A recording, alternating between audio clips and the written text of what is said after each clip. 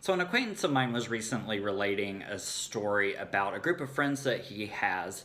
That when he finds himself around them, he finds that he is constantly taking other people down, that the dynamic of the group is that they talk really negatively about other people in the community and even people within the group. And this acquaintance was saying that he didn't realize how hurtful it was and how out of line with his values it was until he found out that these friends were doing this to him when he wasn't around. Which, of course, as outsiders, it makes perfect sense that they would do that. It got me thinking about what this ritual is in our community and what purpose it serves. In our community, because it is a ritual. I think this is something that's been going on for a long time. It's something that continues on, and it's kind of a wink wink nudge nudge part of how we relate to one another. And so I want to kind of start taking apart today the pieces of that and kind of checking in on how well that serves us personally and how it serves our community at large. So the first thing I think about is, when we were kids and there was a bully or somebody was being mean to somebody else, adults always told us that person's doing that because they don't feel good about themselves, and so doing that to someone else makes them feel better about themselves. And there's wisdom in that. They said that because there's a kernel of truth in that, and that remains true as adults. And so, as usual, the first place that we want to check in is with ourselves. When we find ourselves in that situation, or we find that we're drawn to do that about other people in the community, or even in our own friend group, what's going on with ourselves? How's our relationship with ourselves? When we nurture a compassionate and kind and generous relationship with ourselves, then that naturally radiates out into our relationship with other people. Conversely, we all know people who are really great at taking other people down. And I can almost guarantee that those are people that are 10 times harder on themselves.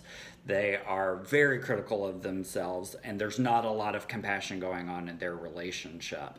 So when we find ourselves pulled into that, or we're in dynamics where that's happening, that's something to be curious about. Is how am I feeling about myself, and how is that affecting how I'm talking about or relating to other people?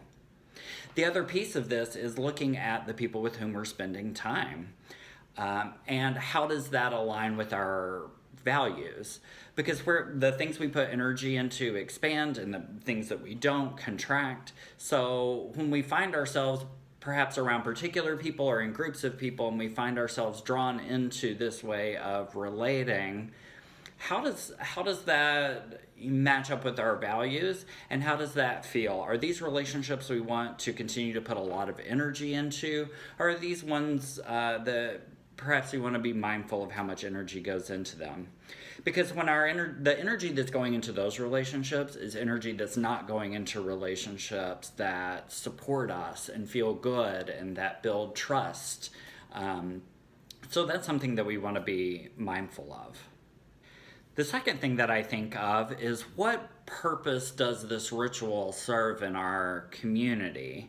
And I think that one of the main purposes it serves is to foster a sense of connection and belonging. The problem with this is that we're building a sense of connection and belonging on creating harm in the community with being hurtful towards other people, which is hurtful towards ourselves when that's not in line with our values. It's also not a path toward creating meaningful and deep and sustaining connection, which requires time, it requires building trust, it requires vulnerability. Those are building blocks to creating real and sustaining connection, and we're not doing that when we're trying to hotwire connection by taking down other people. So what we want to focus on then is, how do we build sustainable, healthy, and meaningful connection? And we'll talk about that in the next video. So join me for that next video. I hope this was helpful for you. Take great care.